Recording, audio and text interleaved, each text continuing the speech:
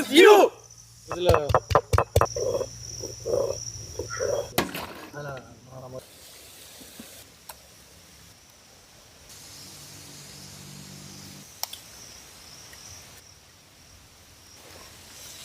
அப்படியே பீஸ் பீஸா போடுறாங்க கத்தியில.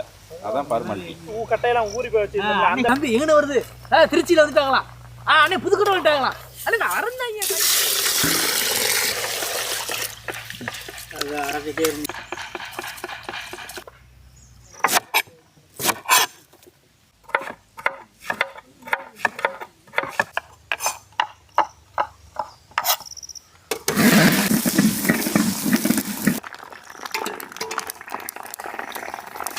வணங்குறதுக்கு லேட் ஆகுமோ அதான் முதல்ல தீபாவளிக்கு